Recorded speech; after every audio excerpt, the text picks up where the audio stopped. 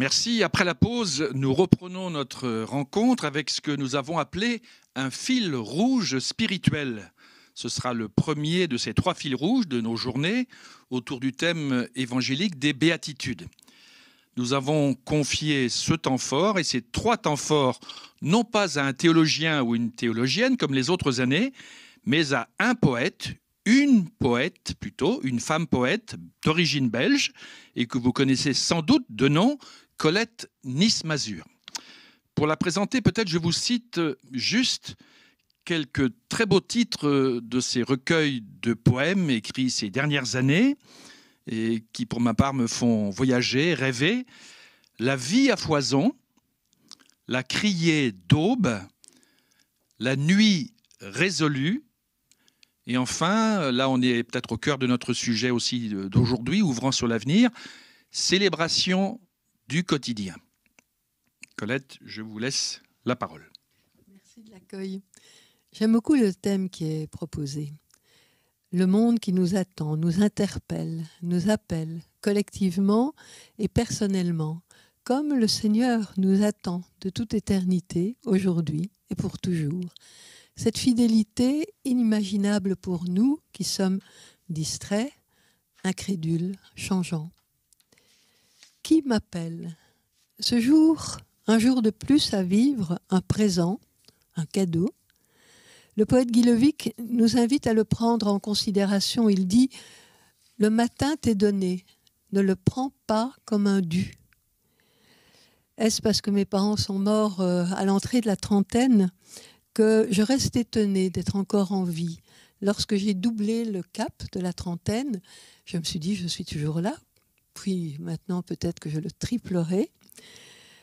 Je trouve que c'est magnifique de s'éveiller le matin et quel que soit le programme de la journée, qu'il soit sombre ou séduisant, ça ne me laisse jamais indifférente. Je pense à ce magnifique poème de Jules Supervielle qui nous accompagne au réveil et dans cette façon de se dresser devant le jour qui vient. Il dit « Encore frissonnant sous la peau des ténèbres, tous les matins, je dois recomposer un homme avec tout ce mélange de mes jours précédents et le peu qu'il me reste de mes jours à venir. Me voici tout entier. Je vais vers la fenêtre. Lumière de ce jour, je viens du fond des temps. Respecte avec douceur mes minutes obscures. Épargne encore un peu ce que j'ai de nocturne, d'étoilé en dedans, et de prêt à mourir sous le soleil montant qui ne fait que grandir. » Cet élan existentiel, nous l'éprouvons toutes et tous à un moment ou l'autre, dans la simplicité, la frugalité, l'émerveillement. Un jour de plus à vivre, et qu'en ferais-je ? Au fond de notre être, cette voix, au plus intime, qui m'appelle ? Quel que soit notre âge, notre condition physique, psychologique, notre entourage. Quand j'étais enfant, la religieuse qui nous donnait le cours de Bible déployait sur le mur une grande toile cirée qui nous racontait l'histoire de Samuel. Alors je voyais ce Samuel dessiné de façon assez élémentaire mais parlante qui dormait. Et puis il y avait cet appel du prénom Samuel. Puis il allait voir Élie, et Élie disait « Mais va te recoucher ». Et 3 fois, Samuel est appelé. Et à la fin, Élie dit à Samuel « Réponds par le Seigneur, ton serviteur écoute ». J'ai été très impressionnée par cet appel individuel, mais qui est un appel qui s'adresse à chacun d'entre nous. À chaque moment clé de la vie, l'invitation à la fois claire et obscure, cet appel soutenu qui met et remet en question. Depuis l'enfance à l'affût, jusqu'à l'âge que l'on dit grand, et qui est le mien, cette quête suscitée par la demande discrète, insistante. Qui m'appelle et que veux-tu de moi ? Vient un temps où l'on ne peut plus différer la réponse, mais chercher, en toute lucidité et enthousiasme, une réponse possible, toujours provisoire, mais une lumière sur la route. Cette question, parfois lancinante, n'est pas à confondre avec l'inquiétude qui nous ronge trop souvent, nous, les parents, les grands-parents, les arrière-grands-parents, nous éprouvant démunis face à l'évolution galopante de notre société, de notre univers. Je crois que nous risquons d'être ces inquiets jamais en repos, fil extrême entre hier et demain, le regret, l'appréhension, dans l'anxiété de la faille, du désastre, du malheur toujours imminent que nous attisons. Nous tournons nos visages rétrécis vers le ciel, nous interprétons les nuages, les regards, les équivoques. Nous fermons la fenêtre sur l'été, la guêpe ou le frelon. Nous devançons l'échec, le sinistre. Livides, nous nous lamentons en sourdine. Nous châterons nos proches. Nous retenons nos enfants de vivre pour les empêcher de mourir. Au tournant des années 70, frère Roger de Thésée, toujours convaincu que ce qui me préoccupe, Dieu s'en occupe, nous conviait à être des serviteurs de la confiance plutôt que des maîtres d'inquiétude. 50 ans plus tard, sa proposition vaut plus que jamais. Cette espérance que Charles Péguy nous donnait à voir sous les traits d'une petite fille, entre ses grandes sœurs, la foi et la charité, courant devant elle. Nous la voyons ce premier jour d'Avent, filant vers l'avenir. Ce qui m'étonne, dit Dieu, c'est l'espérance. Je n'en reviens pas. Cette petite espérance qui n'a l'air de rien du tout, cette petite fille espérance immortelle. L'espérance est une petite fille de rien du tout qui est venue au monde le jour de Noël de l'année dernière, qui joue encore avec le bonhomme Janvier. C'est cette petite fille pourtant qui traversera les mondes, cette petite fille de rien du tout, elle seule, portant les autres, qui traversera les mondes révolus. L'enfance ne se fait pas lointaine. Au contraire, plus les années passent et plus des épisodes très anciens nous remontent en mémoire. Ils nous permettent de relier des moments charnières de notre existence. Mémoire sensorielle et affective, plus que rationnelle. Résurrection d'instants semés d'éblouissements, de déceptions flagrantes, de peur, de plénitude océanique. Il importe de remonter en enfance plutôt que d'y tomber, de nous réjouir de cette continuité, de ce fil rouge de nos vies.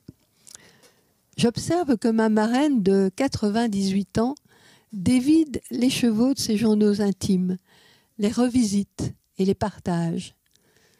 Par ailleurs, le soir, pour s'endormir dans la chambre de soins de la seigneurie, un mot plus doux que l'acronyme EHPAD, elle récite la litanie non pas des saints, mais de ses enfants, petits-enfants, arrière-petits-enfants.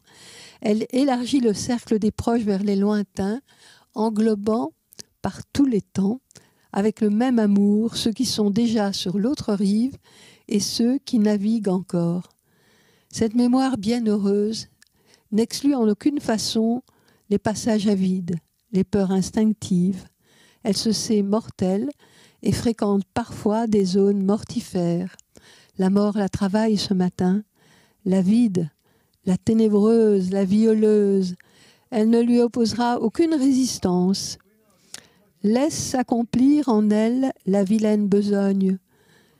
Que tout se délite et se rompe, peu lui importe. S'abandonne au sombre enfantement, se corrompt, noire délice.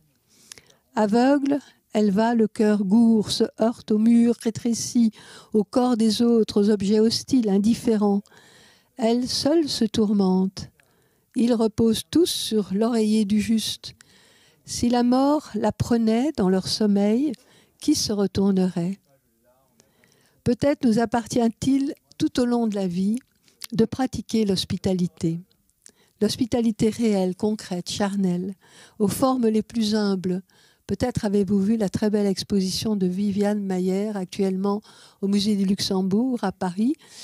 Et c'est très beau de voir la façon de captiver, de capter, de saisir des moments de vie, les personnes qui lisent le journal, les clochards, des enfants au coin de la rue. C'est magnifique ce sentiment de fraternité, de sororité qu'elle fait naître en nous. Nous pouvons devenir des hôtes, des hôtesses pour tous les assoiffés, les affamés sur cette terre. Nous avons dressé la table en plein champ. Nous avons jonché la nappe de pâquerettes, boutons d'or et fleurs de trèfle. Des abeilles volent et viennent, tissent l'air vibrant.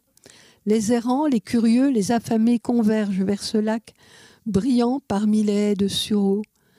Une parole nourrissante va s'y proférer. Nous avons mis le couvert dans la clairière. Nous avons ordonné le rituel à proximité de la source. Un tronc moussu, des branches allongées offriront bancs et sièges. Troués de lumière entre les arbres, les fruits de la terre étincellent et les mains se tendent vers la Pâque improvisée, au rythme de ce vaste pèlerinage. Nous avons béni le pain, nous l'avons rompu au sommet de la colline et nous l'avons partagé sous le ciel. Alentour, les oiseaux et les chiens patientaient. Boirons-nous le jus de sa vigne, fort de ce vin de vigueur, nous oserons marcher sur les eaux. J'entends les échos de cette hospitalité sans condition dans le poème de l'Algérien Mohamed Dib. S'asseoir comme un inconnu, poser les mains sur la table, du regard simplement demander asile et permission, user du pain et du feu qu'on n'a pas fait soi-même, ramasser les miettes à la fin pour les porter aux oiseaux, ne dire qui l'on est, d'où l'on vient, ni pourquoi, réserver la parole à autre chose et mettre sa chaise à la fenêtre. Oui, le monde nous attend, à l'heure de Calais, comme à l'heure des semaines sociales, et nous appelle à cette hospitalité quotidienne, sans jamais oublier la nécessité d'alimenter l'accueil hospitalier du pain et du vin, de moments de solitude, de recueillement, de prières nourricières. Ils permettent de se refaire. Alors nous devenons des randonneurs et des randonneuses au long cours. Ils, elles s'en vont parfois, loin des autres, tous, se donnent congé, se livrent à eux-mêmes au ventre d'une maison très étrangère, le long d'une berge, au feuillu des forêts, se retirent pour éprouver si la vie les traverse encore.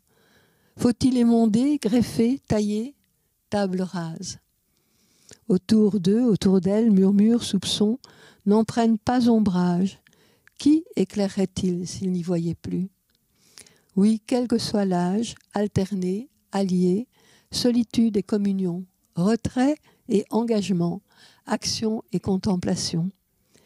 En un mouvement de recharge de batterie, pour la joie, sans lâcher aucun bout de la corde.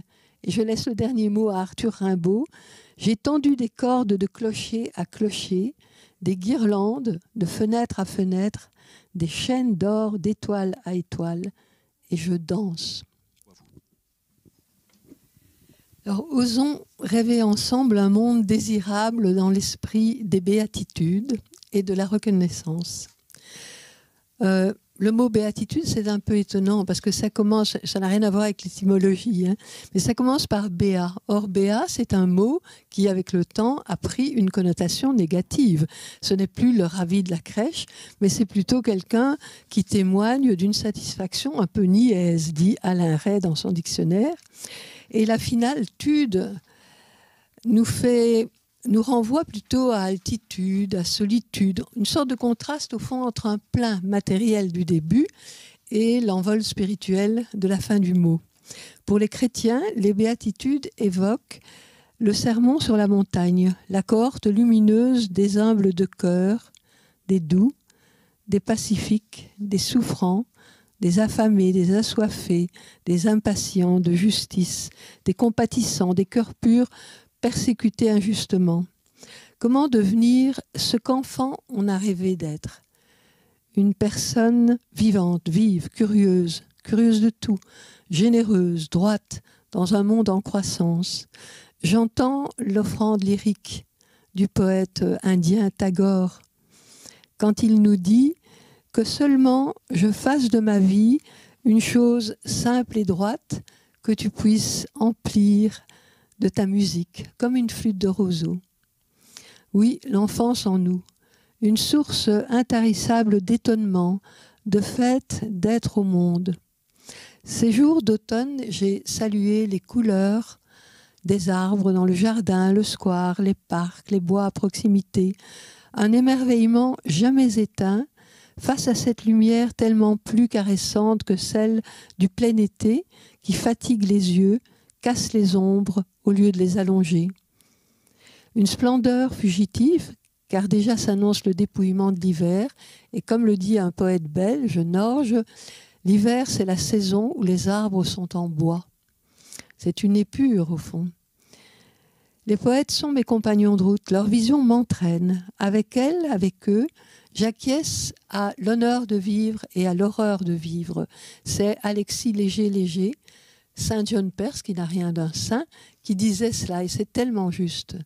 Parce qu'il y a à la fois l'horreur des guerres que nous déplorons, mais qui en même temps n'altère jamais notre aptitude à l'admiration à l'égard de ce qui nous entoure, de près ou de loin, nous donne envie de communier à l'honneur d'être, de participer à la beauté sous toutes ses formes. Il nous arrive de perdre courage sur le sentier de la montagne des béatitudes. Je ne viens pas me plaindre parce que la vie est difficile, confuse, contradictoire. Je n'élève pas ma voix contre ma faiblesse ou la vôtre. Je ne fais pas le compte des erreurs et des désenchantements, non. Je marche. Si d'aventure je renifle, c'est que les larmes lentes se confondent à la pluie sur mon visage exposé. Ce n'est pas pour arrêter le convoi, attirer l'attention sur mon étroite détresse, goutte dans la mer, non. Je vais mon chemin, parfois cigale, souvent fourmi, attentive, obstinée, portant ma charge comme les autres et supportant parfois celle de mon voisin qui a traîné la mienne hier. Je marche. Il arrive que je ne sache plus très bien pourquoi j'avance ainsi dans l'obscurité et sa silencieuse rumeur d'agonie. Il se peut que je devienne sourde aux morts qui creusent nos rangs. Je n'ai d'oreille que pour la peur qui frôle au plus près et souffle sa lourde haleine en pleine face. Je peine, je ne peux plus danser sur le bord du trottoir, je ne saute plus d'un carré au suivant comme jouent les enfants. Je trébuche, je distingue mal le faisceau de clarté qui alimentait mon effort. On dirait que toutes les forces déclinent avec la lumière, qu'il faut s'arc-bouter contre le vent accru. Est-ce que tout se liguerait pour nous river ici ? Peut-être ai-je laissé les autres me dépasser, à moins que ce ne soit moi qui les ai semés. Je n'entends plus personne me héler. Je tombe de plus en plus souvent. L'usure et l'anxiété rongent mon élan. Il en vient de nouveau, cependant, aussi confiants que nous l'étions et résolus. Ils vont vite et nous doublent déjà.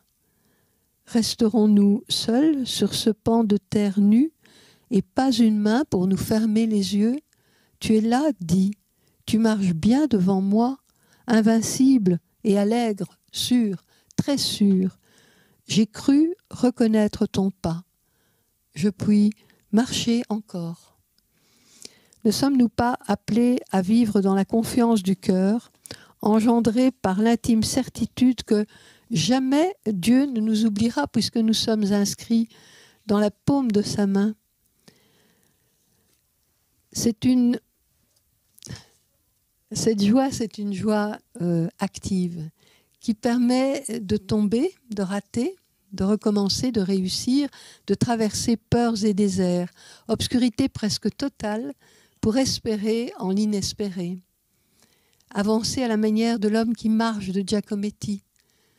Nous pouvons être habités par un émerveillement sans fin, traduit par la louange, le chant qui monte en nous sous le souffle de l'Esprit Saint. Alors la paix des béatitudes, reflétée par les traductions différentes mais alliées, concordantes, heureux, bienheureux, joie, en marche, nous aimante, l'œil et le cœur, l'âme en éveil, un éveil des sens tout à la fois spontané et entretenu, qui permet de devenir des ferments, des levains dans la pâte humaine, l'élan, l'allant, des recommencements perpétuels, autrement dit, l'état de veille, non pas celui de l'étroite surveillance soupçonneuse, mais la veille de la vigilance bienveillante, parfois salvatrice, celle de la sentinelle, du gardien de phare autrefois, des veilleuses de nuit, toujours en alerte. Ainsi, de saison en saison, celle de l'année, celle d'une vie humaine, nous connaissons et reconnaissons ce que nous avons connu autrefois, mais qui se révèle sous de nouvelles facettes si bien que la reconnaissance demeure toujours connaissance, neuve, intacte, assoiffée. L'intime conviction d'Aragon, chantée par Jean Ferrat, nous étions faits pour être libres, nous étions faits pour être heureux. Le Christ aux béatitudes, comme François aux oiseaux, nous invite à la joie imprenable, à travers les invitations pressantes à l'essentiel, pour déboucher sur la gratitude, autre synonyme de la reconnaissance, et l'audace d'aller en reconnaissance, même sur des terrains minés. Jacques Neuviard, dans son guide de lecture et de prière des psaumes, nous rappelle que les psaumes sont comme des cairns pour la prière. On le sait, les cairns sont ces monticules de cailloux qui, en montagne ou dans le désert, marquent le chemin. Chacun les trouve en chemin et y dépose lui-même sa propre pierre, qui contribue à entretenir le cairn contre l'érosion du temps et des saisons. Ainsi s'en va-t-il probablement de la prière des psaumes, que chacun trouve avant lui, mais qu'il contribue à animer, à entretenir comme une prière vive. Une année, la bibliothèque de l'Université catholique de Lille et toutes les bibliothèques de la ville de Lille s'étaient unies pour montrer, exposer leurs anciens psautiers et ils m'avaient demandé de réécrire les psaumes à ma façon. Donc je vous lis d'ombres en lumière, une traversée quotidienne. Avec le moineau ébouriffé, la rosée qui captive la lumière, je te prie au matin. La poussière danse dans un sillon de clarté en cette chambre où je me tiens, orientée vers ce jour à vivre au cœur du cœur où tu m'attends. Je sais ton infinie patience. Je voudrais rassembler l'offrande de l'aube dans la corbeille de mes mains nues. Lorsque j'irai librement entre fleuves et peupliers, ouvre mes yeux, Seigneur, aux reflets miroitants, sur l'herbe fluide des berges, au col vert maladroit, au cri de la poule d'eau. Un toit rouge à flanc de colline lancera l'éclat d'une fenêtre. L'enfant saluera le ciel par le carreau. Je marche à la rencontre de la beauté de ce monde présente à moi-même en cet instant ouvert. Hier, j'ai battu la ville violente aux pavés désunis. J'ai scruté les façades livides et les murs lézardés, les rebuts du caniveau. J'ai respiré les remugles tapis dans les coins sombres. Je me suis assise sur un banc. Avec toi, j'ai eu pitié de notre foule hagarde. Je te cherche par la forêt des hommes, en quête d'un visage à ta semblance. Lorsque je vais par les chemins de terre sous l'ondoiement des coquelicots, les baies des buissons, la houle bruissante des blés, j'entends ton souffle. Lorsque j'entre dans la mer, saisie par le flux, le reflux, étreinte par la rumeur rauque, je perçois ta voix dans le fracas. Que je veille ou que je repose, tu te tiens à mes côtés. Sous ton aile, je ne crains rien. Je ne redoute aucun mal, ni celui qui m'assaille du dehors, ni celui qui pourrit au tréfonds. Tu me laves de mes doutes, ta clairvoyance et ta bonté me soutiennent à chaque tournant. À ton amour, je me confie. Avec toi, je peux traverser les ravins de la mort et déboucher dans ta lumière. Que jamais je ne t'oublie, toi qui ne me perds jamais. Ne me laisse pas m'éloigner, renouvelle-moi à l'instant, d'instant en instant. De l'allégresse d'un matin en accord à l'ivresse des foins coupés, la volupté grave de l'humus, parfum montant de la terre sous les feuilles rouies, jusqu'au dépouillement de l'hiver et l'acquiescement au départ, je suivrai ta voie. Tu me précèdes, alors la nuit assoupie creusera son ombre sans effroi. Près de toi, source première, je veux demeurer à jamais, demeurer à jamais. La reconnaissance de tes bienfaits illuminera mes jours. Ton souffle de bienveillance est une pluie de printemps. Je vais vers la joie qui ne tarit pas. Fortifie-moi contre les résignations et les rancœurs, les amertumes et les regrets. nourrit en moi le désir de ressusciter quotidiennement, que sans cesse ta louange transfigure mon être. Tout à l'heure, on a évoqué le mot de conversion dans un autre sens. Et moi, j'ai tout de suite pensé aux descentes à ski. Vous vous souvenez?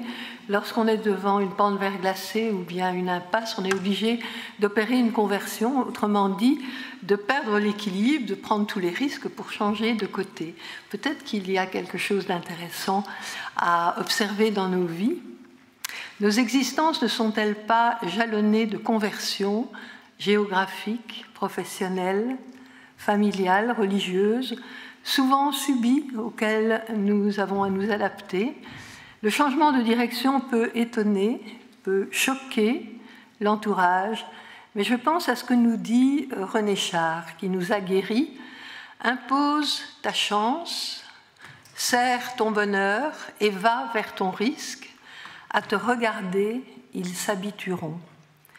Avec les années, ces conversions, le plus souvent imposées, s'accélèrent, suscitent en nous une anxiété. Enfants, nous avons eu peur du noir. Être seul dans la nuit, dans une chambre, s'assurer qu'il n'y a pas un voleur sous le lit ou dans l'armoire, être seul loin des autres qu'on n'entend plus, dans un univers soudain étranger à travers lequel on trébuche. On voudrait crier, appeler, mais les mots s'étouffent dans la gorge. Études, quête d'un emploi, amour naissant, criblé de doutes, enfant qui se fait attendre ou bien qui vient de surcroît, chômage, accident, véniel ou mortel, mal-être personnel dans ce monde bouleversé, en crise perpétuelle de plus en plus complexe, il y a de quoi chanceler. Si nous sommes sincères, nous devons bien avouer qu'à chaque étape de l'existence, nous connaissons et retrouvons cette émotion.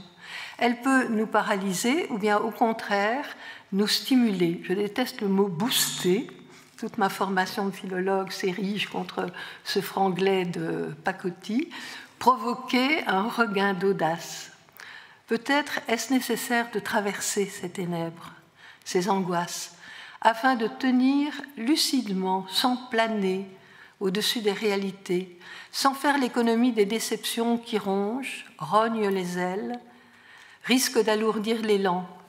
La conscience du mal en nous et autour de nous leste nos propos et nos actions, nous empêche de fermer les yeux et les oreilles aux appels du jour, de l'univers, que nous préférerions ignorer souvent.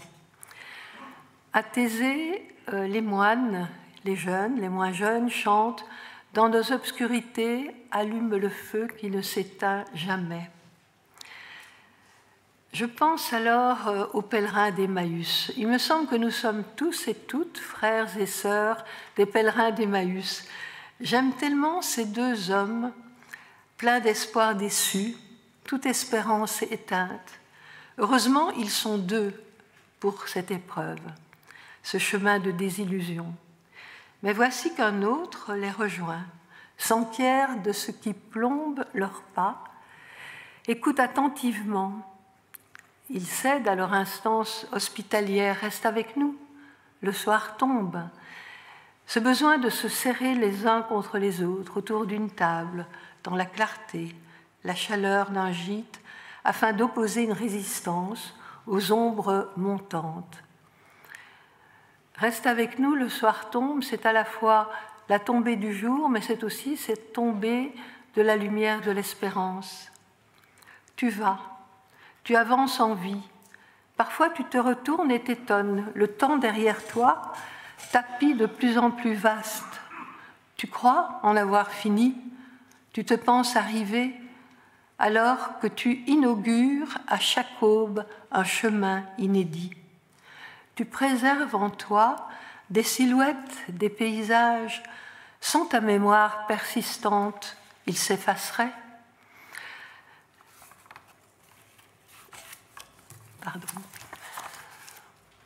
Des villes au parler insaisissable, des médinas, des ghettos, des patios, des venelles, des parcs solitaires, des monuments qui t'en imposeraient, des visages aussi enfouis sous l'humus, ils germent en toi, chez tes enfants, tes petits-enfants, tu en déchiffres les traces. Du souvenir, tu caresses cette moisson d'êtres qui traversèrent ta vie, partis plus loin porter leur lumière. Les années tombent l'une après l'autre et t'acheminent vers ta fin ici, sans entamer ta fin, F-A-I-M, ta fin d'ailleurs. Dans le jour qui baisse, tu vas en confiance. Avancer en vie t'intéresse, requiert ta vigilance.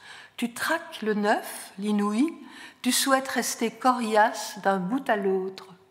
Alentour, les rumeurs malignes, les désarrois, les abandons. Tu consens au renoncement, tu te délestes avec plaisir. Si tu deviens grabataire, tu te proposes de chevaucher les nus. En rêve, tu cultiveras les fleurs. Tu donneras aux oiseaux leur nom propre. Tu comptes apprendre jusqu'au terme. Tu saisis, tu saisiras les mains amies surgies à ta rencontre, à ton secours. Tu souriras aux yeux penchés vers les tiens. Tu espères que la musique adoucira tes humeurs, embaumera tes douleurs. Tu te jures de ne jamais calomnier ta vie. Chaque aurore te restera première. Faute de pouvoir t'enfuir loin, tu fuiras en toi-même les étés noirs, les bonnets de nuit, les porteurs, les porteuses de mauvaises nouvelles. Les nuits d'insomnie, tu parcours le monde, en quête des aimés. Ils nichent un peu partout, tu les épelles tendrement. Tu entres en intime communion avec les proches dispersés. Aux heures de peur, de noirceur, tu y priseras l'eau pour la soif. Avec la croissance de la lumière, tu béniras ces instants à toi offerts un jour de plus. Avancer sur la voie humaine avec l'allégresse de l'enfant qui se sait espéré, attendu. Quel que soit l'âge, le sentiment d'avoir accompli ou raté une partie de sa vie, toujours si brève, si je pouvais accorder mon pas au tien, emboîter, guidé par ta silhouette, en avançant dans le noir qui s'affirme, se confirme. Nous nous interrogeons individuellement et collectivement, telles ces semaines sociales de France que j'admire beaucoup. Le désarroi peut s'intensifier, devenir un « à quoi bon ?» plutôt que « où allons-nous ? Que se passe-t-il ? Comment faire ? Que changer ?» Autrefois, j'implorais « ne permets pas que je sois séparée de toi ». Aujourd'hui, j'ai pris conscience que c'est moi qui m'éloigne de cette présence indéracinable au secret de notre être. Alors je supplie que jamais je ne me sépare de toi. Comment souffler sur les braises, susciter les flammes qui nous éclaireront, nous réchaufferont, nous et nos proches, et même les lointains, attirés irrésistiblement par le feu dans la nuit. Nous aussi, nous sommes à table avec cet autre, ce messager de lumière qui s'effacera, nous laissant affranchis, libres d'aller le chemin sur lequel nous sommes appelés depuis l'aurore de notre vie. J'aime beaucoup ce quatrain de François Scheng, un poète que j'admire. Il écrit, c'est toujours tellement concentré, mais il reste la nuit où la braise en souffrance épure 1000 charbons en unique diamant. Je le répète parce que c'est un concentré. Mais il reste la nuit où la braise en souffrance épure 1000 charbons en unique diamant. Du premier anniversaire devant une bougie des noces de diamant, plus loin encore, chaque nuit engendre sa clarté. Au terme de rencontres stimulantes qui nous ont nourris, qui ont nourri ce désir ardent d'une société sororelle, fraternelle, ouverte sur un avenir à inventer, réinventer, quel levain dans la pâte humaine, universelle, nous promettons-nous de devenir, d'être au long cours. Il ne faut pas rêver, assure une fausse sagesse populaire, un réalisme de mauvais aloi. Mais si, il faut rêver.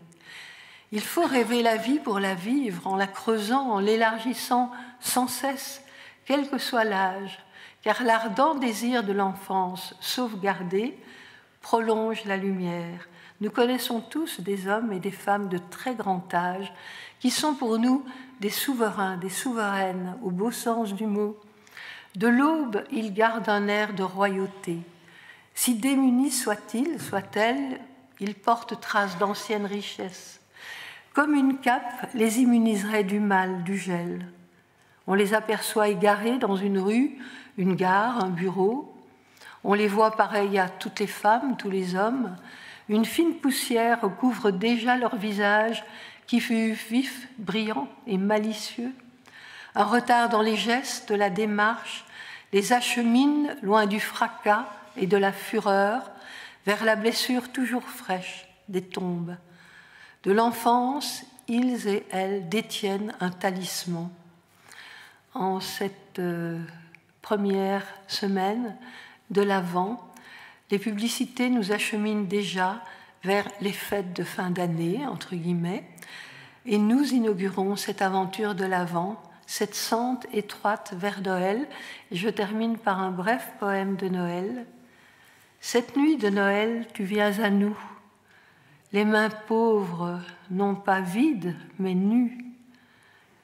Sur tes paumes tendues, nous déposons regrets, rancœurs et amertumes, soupçons et découragements, nos peurs et nos innombrables lâchetés. Plus tard viendront se prosterner à tes pieds les mages chargés de présents. Aujourd'hui, ta lumière transfigure nos offrandes sans détour. Ton sourire désarmé les accueille. Miracle de la naissance, tout recommence dans le mystère, l'espérance et la joie sans fin.